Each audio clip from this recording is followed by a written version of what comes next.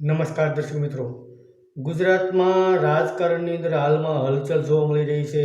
તેમાં પણ નવા પ્રદેશ અધ્યક્ષની જાહેરાત થયા બાદ એવી ચર્ચાએ જોર પકડ્યું છે કે કદાચ મુખ્યમંત્રીની પણ બદલી કરવામાં આવે તો મુખ્યમંત્રી બદલવામાં આવશે તો એવું પણ ચર્ચાએ જોર પકડ્યું છે કે કદાચ પાટીદાર સમાજનો ચહેરો જ હોય.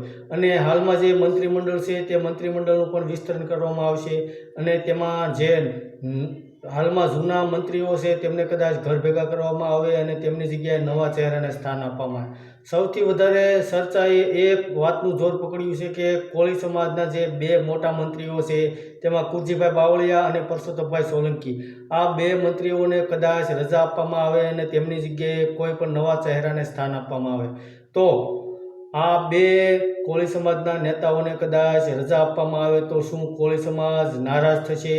તો કોળી સમાજની નારાજગી અને રાજકીય ક્ષેત્રની અંદર કોઈ પણ સમાજની નારાજગી નુકસાનકારક સાબિત થતી હોય છે. તો ભારતીય જનતા પાર્ટી પણ એવો જ નિર્ણય કરશે કે આવનારા સમયની અંદર કોઈ પણ સમાજ નારાજ ન થાય. તો હાલમાં કોળી સમાજના જે બે મોટા નેતાઓ છે તેને કદાચ બદલવામાં આવે તો તેમની જગ્યાએ જ બીજા મંત્રીઓમાં પણ કોળી સમાજના જ હોય તેવી પણ હાલમાં જોરશોરથી ચર્ચા થઈ રહી હતી. ધન્યવાદ દર્શક મિત્રો.